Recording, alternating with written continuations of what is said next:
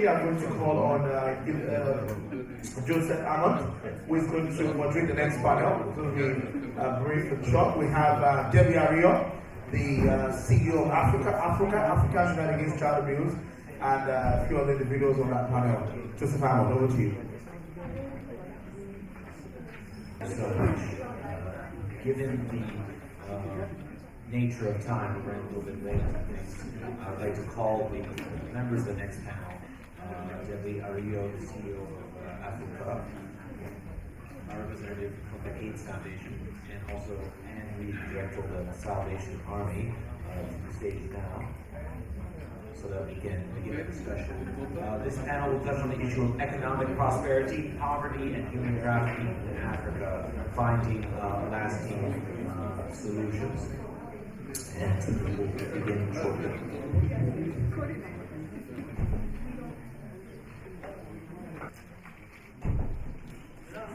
Can you hear me? Yes. Yeah.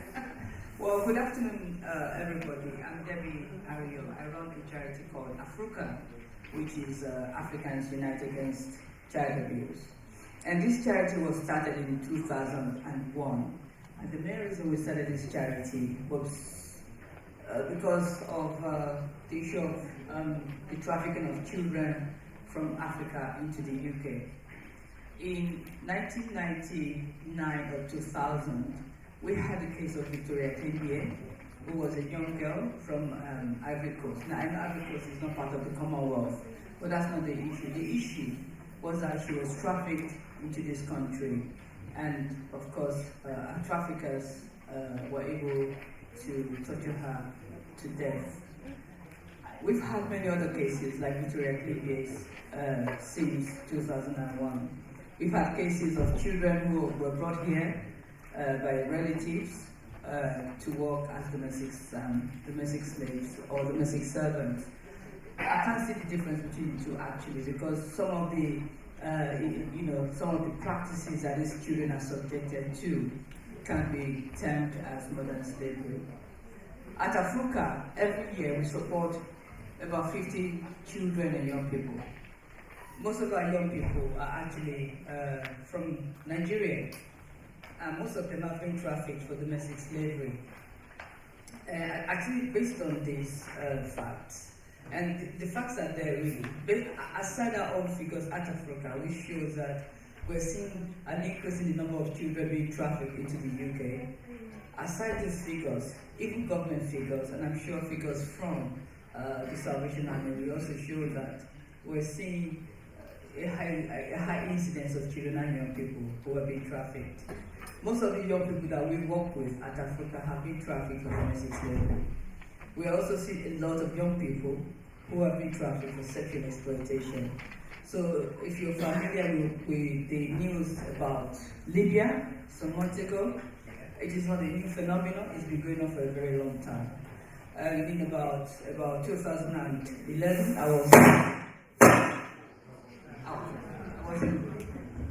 that really frightened me. I almost jumped up. I was in Burkina Faso. In Burkina Faso, we actually went there to do something entirely different, only for me to discover that there's a high number of young people from Nigeria who had been trafficked via the northern part of Ghana into Burkina Faso. And many of these young people were actually on their way to Libya, en route to Europe. So this is a huge, huge problem. And one of the things that really concern us, if you look across Africa, if you take a country like Nigeria, with a high number of young people being trafficked. If you look at Ghana, if you look at Kenya, and many of these different countries, there is something that's seriously lacking. Number one, there's very little being done to tackle the trafficking of people. So when I talk about prevention, I'm talking about what are countries doing to engage young people. Most of these countries have a very high population of young people. In fact, for Nigeria, I think about 70% of the population of Nigeria is below the age of 30 years old. I think so. So high rate of young people, high number of young people, but very little being done in terms of having a policy that will help to engage young people. Linking to, for example, the education system that will help to build the skill set of young people so that trafficking or migration will be less of an attraction for them. So, this is a huge issue for us at Africa. I think when we see about 50 different young people every year, yes, of course, we're supporting them, but I would rather that we don't have young people being trafficked from Nigeria, from Ghana, from Kenya, from Zimbabwe, because there's no point, there's no need for it. There are many things that, can be done. For example, we know that, the explosion in technology is something that young people find very attractive. But different countries are not taking advantage of that. I mean, we know what's happening in places like Nigeria, where there's a huge focus by the private sector, individuals, not the government, individuals, on building technology. Technology and that sector can actually help to create a lot of wealth. And we are beginning to see that on a very small scale in countries like Senegal, Nigeria, and Kenya. What are we doing then to build this sector, to help young people to get good quality jobs that will help them to have a better quality life, that will make the trafficking, that will make trafficking less attractive for them.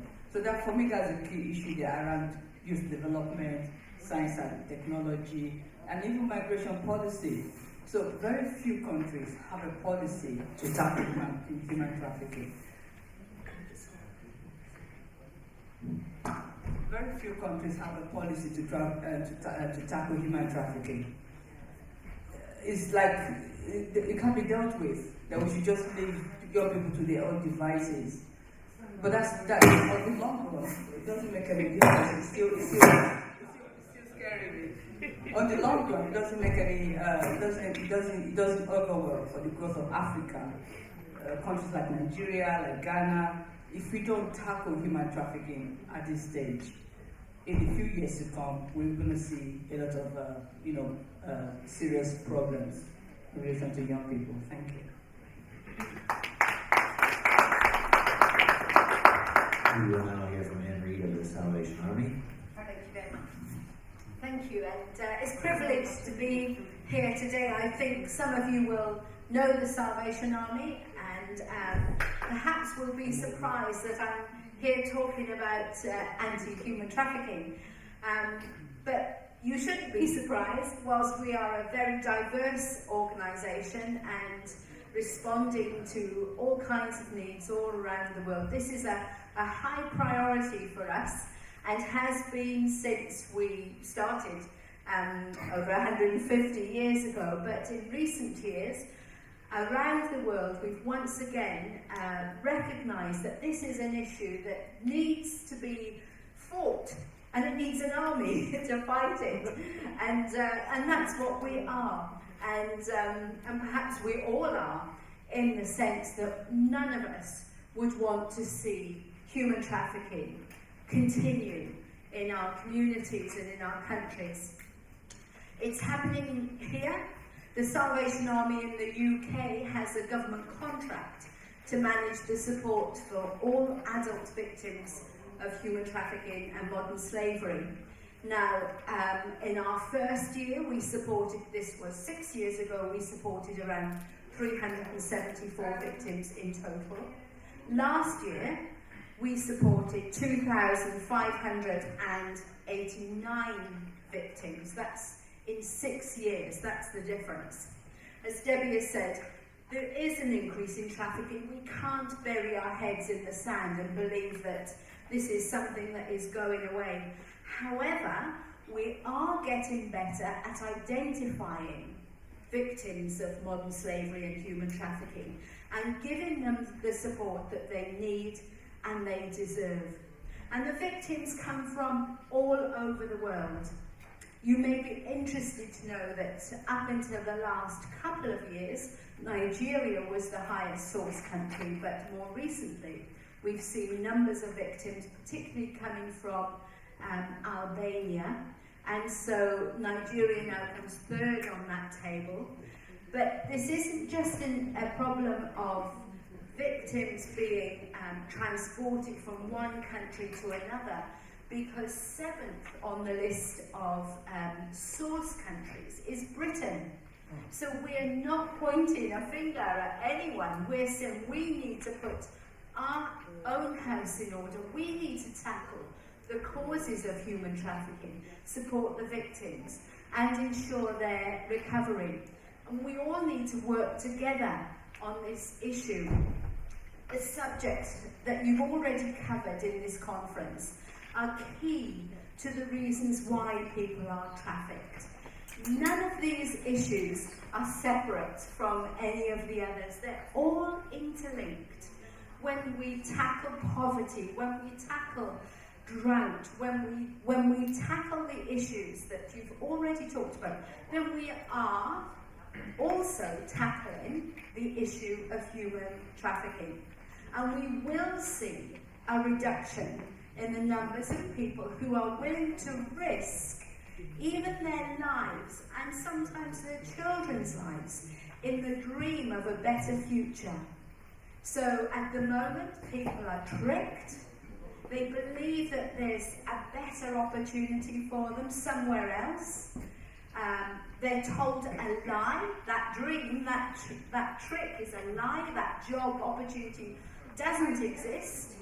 They're just making that person open to the possibility of being exploited. And then the victims are trapped in a situation that they can't get out of. This isn't a personal choice. This isn't somebody choosing to adopt a certain way of living. This is people, children and adults, being trapped in a situation that they cannot get out of. We used to think it was by locks and keys and padlocks and chains, but that's not so often the case. It's very often by the threats of the traffickers, the abuse that is suffered, by the fear that they have of the people who are exploiting them. Not just for themselves, but their families. They're told, we know where your family is, we know where you come from, we know where your children live, and if you don't do what we tell you, then this will happen to you. And that's a very powerful way of holding people. You don't need keys and locks and chains. And then people are traded extraordinarily in this century. Men, women and children are being bought and sold, not as a person, but as a thing, a commodity. Just something that can be thrown away and discarded when is no longer needed. This is a horrific crime against humanity. And it's for all of us to do those things that you've already talked about that will stop this awful, heinous crime. I do just want to tell you that in Nigeria and the Philippines we have Home Office funding to run a project that I think is groundbreaking, and I just want to very briefly finish by telling you about it. It's called the CAR project, Community Awareness and Recovery Program. When we talk about community awareness, we're not just talking about letting people know that trafficking happens. You will know this better than I do, but my understanding is that people know about trafficking. But actually, if you're helpless and hopeless, you're still willing to take that risk. So that awareness program is to raise awareness about the reality of what happens when somebody is trafficked. The other aspect of this program is to prepare a community for receiving a survivor back into the community. Frankly, people don't want to return home. Generally speaking, it's rare that they would want to return home. Now, it might be because they're returning to the hopelessness that they left. However, the other aspect to this is that when they return home, very often they are not welcome. It's considered that they may have been working in prostitution, even though they had no choice about what they did. There's some shame around what has happened to them. They go away, they leave their families with high expectations of being able to send home money and support the family, and yet very often when they return home they're worse off than when they left. And so we want to help people to understand that they are victims, they haven't done anything wrong. And then we provide families for the survivors to return to, not safe houses.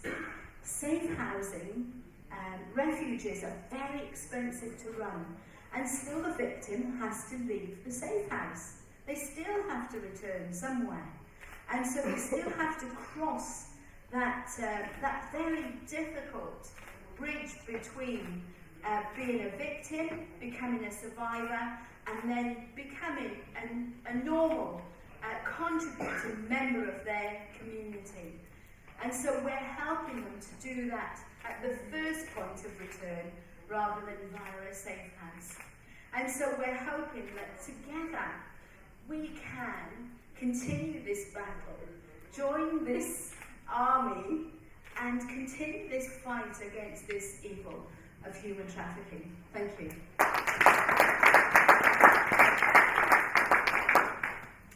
Thank you very much, panelists, for sharing your opinions and thoughts on solving this very challenging issue.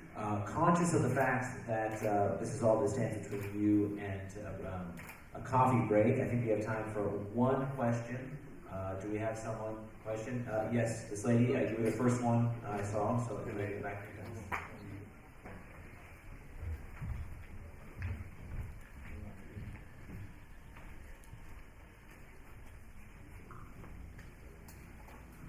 Good afternoon. My question is directed at Ms. Ario. I believe that's correct. Yeah. I'm just curious, as a mother of two young children, if they find themselves in such situation, what is the procedure? Because the thought of it alone is making me go crazy. For children to be exploited in such a situation. And it's mental torture, not just physical, it's a mental torture. How are they integrated back into the society? If they come from Nigeria, are they sent back to Nigeria, or are they sent back to Libya, or are they allowed to remain in this country? Or I just want to know what happens to them after the initial finding of, or the victims of such cruelty. Thank you. Well, I mean, obviously, each case is dealt with on an individual basis, so it's important to understand that. However, in the UK, if the young person happens to get here into the UK and they're able to, say for example, they come to Africa, the first thing we would do is to actually refer them to the Salvation Army, because the government has a program called the National Referral Mechanism. And that program is aimed at helping victims of, potential victims of trafficking. So people who are suspected of having been trafficked, but their case has not been yet proven. So if a young person comes from Libya, makes their way across Europe, gets to the UK, come to Africa, we refer them into the National Referral Mechanism. Salvation Army will look after them. In most cases, that young person is going to be sent outside London, so they might be sent to another part of the country, because the government wants to disperse young people and also to keep them safe, potentially, from their trafficker. So they have safe houses all over the country. Now, the government will give them about 45 days to reflect on what they want to do. So it's called the 45 days reflective period. What we would do is to work in partnership with a caseworker at Salvation Army. So for example, in terms of getting them a good lawyer, in the past we've had young people who have been referred to very bad lawyers. And of course at Africa we also provide therapy for young people. So you have many young people who are in different parts of the country who come to London to access support. Or we have an office in Manchester as well, who come to access support. So essentially, there is help out there for young people. What they need to do is to ensure, it might be difficult for them, but they have to ensure they can get to an agency that can support them or refer them to further support. So in a nutshell, that's what's available currently. Thank you for that. Director Reed, do you have a comment you'd like to make on this issue to wrap up? Yeah. No, just to confirm what Debbie has said, and that is that we do have a system where every potential victim, not even proven victim, potential victim can receive support. The average length of time for that support is about 130 days, so quite a bit longer than the minimum, 45. And during that time, we will help them to begin their recovery. It's a long road to recovery, but we will aim to be there at those most important times when they need support. But there is support for them. There's a helpline. We have a referral line 24/7. You can look at some of these on our website, Salvation Army website, Modern Slavery website, Africa website, I'm sure. So you can get some more information. But every police officer will know to refer a potential victim to receive support. Can I just add something? Sorry, this is important. The Home Office has a current, an ongoing program which involves the Salvation Army Africa and the Modern Slavery Helpline. And this program is targeted as victims of domestic slavery. Now, people don't talk about domestic, so when you hear about trafficking, you hear about prostitution, but actually, as far as Africa is concerned, based on our figures, most victims from Nigeria have been trafficked for domestic slavery. I think I mentioned that earlier. And so this program we're currently running is to help raise awareness within the Nigerian community. We have programs happening all over London and Manchester in the coming months. The idea is to let people know that this is happening, and also to let people know what to do if they find a young person who fits the criteria, and how to get them help and support. And I'm afraid that's all we really have time for, given the hard conference. Age range are you talking about? You can continue discussion. We're at the minute break right now, so maybe this discussion after. Maybe a quick round of applause for our speakers and for